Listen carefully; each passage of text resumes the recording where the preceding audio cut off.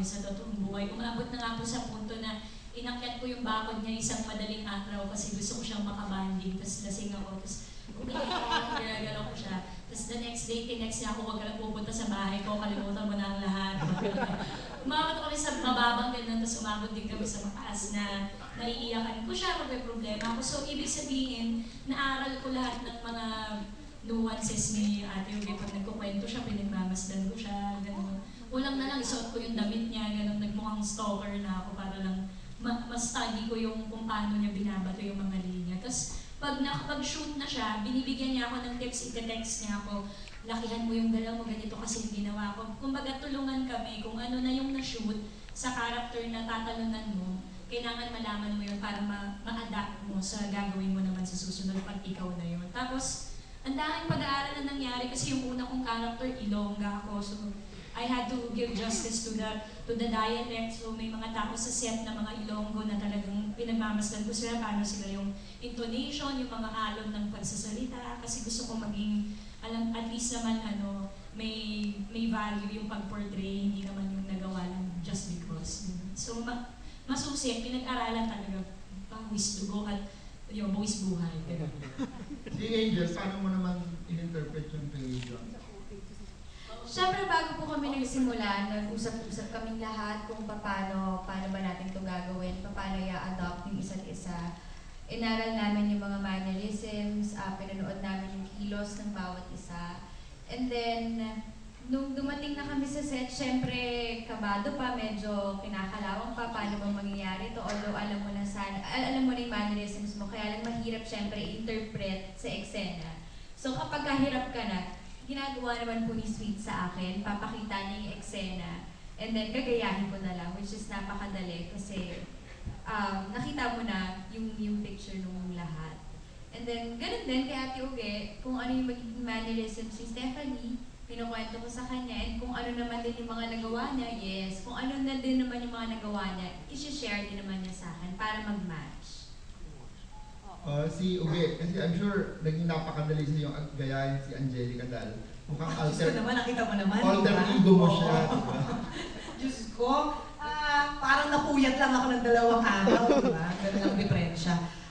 Of course, si Direk Chris Martinez, nung unang pagkikita ng buong cast, nag-meeting kami, tapos pinagsama niya yung magkaka-switch siya, yung magkaka-swap, tapos naglista kami na ano sa tingin mo itong si Stephanie, ikaw ano sa tingin mo si Presi. So nagsulat-sulat kami ganyan, tapos so ganito siya, malaki ang galaw, mahiyain, pero hindi naman siya boba o kaya nervyosa lang siya kasi excited siya, ayaw niyang may mali. So nagkaroon kami ng character analysis, and of course sa proseso, lahat kami, we supported each other. So maganda nga kasi lahat kami dito talagang supporting actors, hindi lang sa tawag, kundi dahil sa trabaho na rin.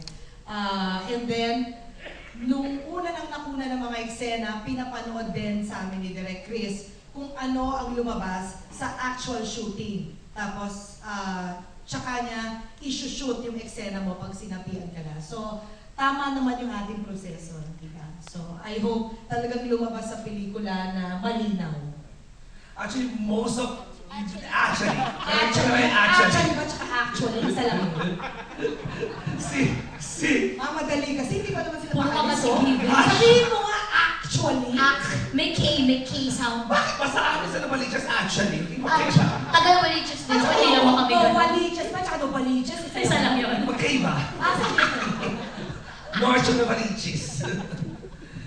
Ano yan? Wala tuloy ako. Kasi naman, Kuya Jerms, ang dami-dami mo naman gustoon. Ano gusto mo yun? John, kasi ikaw nagpakalalaki ka dito, di ba? So, lahat po kasi sila dito, Mario, nauna yung mag-shooting, yung gagayahin. Bago yung original nila, bago yung gagayahin. Sa case namin ni Angel, nauna ako mag-shooting ng lalaki, si Angel nauna mag-shooting ng bading. So nakakaloka, kailangan kong habulin yung ginawa ni Angelica. Pinapanood sa akin. Sabi ko, bakit parang mas bakla pa yata itong babaeng to sa akin? Kasi ang usay-usay niya, meron siya mga hindi ko ina-expect na galaw na, ay, mahusay na bata, parang babaklain talaga. So wala akong choice but to adjust. So nung nag-shooting na ako na yung bading, medyo kailangan kong panoodin at pag-aralan yung mga naibigay na ni Angelica nung siya'y na-possess. Ako naman, lalaki na ako, pakiramdam ko po ako yung nababoy sa pelikula.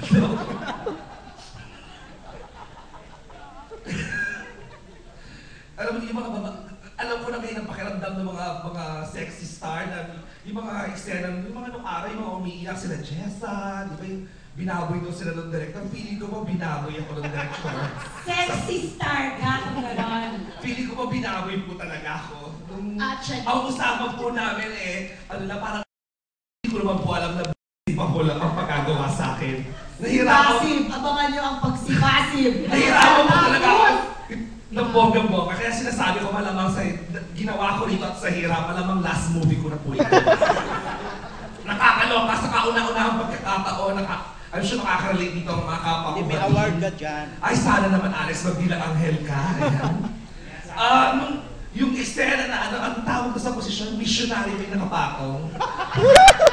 Nung pinagawa ko sa akin ang missionary position, ang una ko pong natanong, saan nilalagay ang kamay?